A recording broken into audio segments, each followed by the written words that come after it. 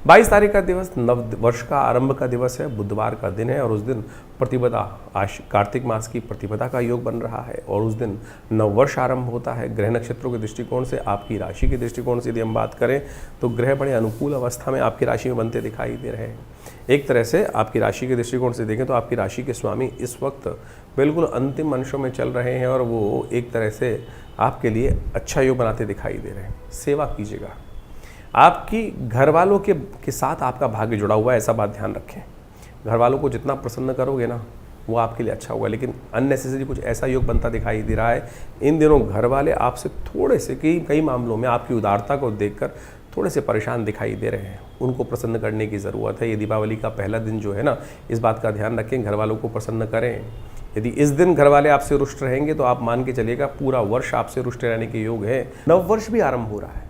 गुजरात इत्यादि में आज भी परंपरा है कि कार्तिक कृष्ण पक्ष की प्रतिपदा को नववर्ष के रूप में मनाया जाता है। भगवान कृष्ण की सुंदर उपासना की जाती है और ये दिन अद्भुत योग लेकर आता है।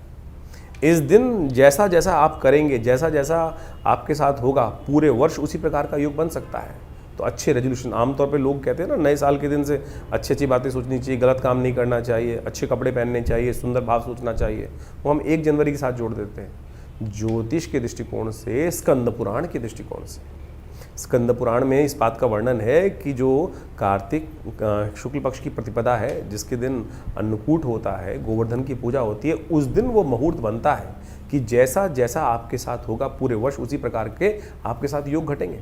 तो इसलिए आनंद भाव से परमात्मा का सुंदर स्मरण करें, जल्दी उठें, भगवान का स्मरण करें, माता पिता का आशीर्वाद लें, गुरुजन का आशीर्वाद लें और उस दिन भगवान कृष्ण का सुंदर पूजन करना चाहिए। भगवान कृष्ण का अन्नकूट के रूप में, अन्न गोवर्धन के रूप में प्रकृति की पूजा करने का जो सिद्धांत है अद्भुत है। 56 भोग लगाए जाते हैं भगवान को। ये 56 भोग का सिद्धांत भी बड़ा विचित्र है।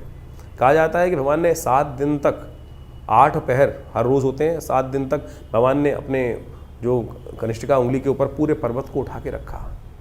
तो इसलिए उनको 56 भोग लगाए जाते हैं। 7 × 8 करेंगे तो 56 आएगा। तो ये 56 भोग जो लगाए जाते हैं आनंद भाव से संपूर्ण समर्पण है भगवान के प्रति कि भगवान अपने भक्तों की सदा रक्षा करते हैं।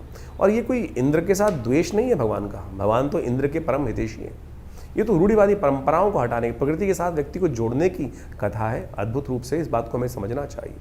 और एक बात समझें कि जो ये गोवर्धन पर्वत हैं, इनके बारे में अद्भुत कथाएं शास्त्र में बताएं। एक कथा हम आपको समक्ष रख दें कि कैसे भगवान ने शिरोधार्य किया गोवर्धन को।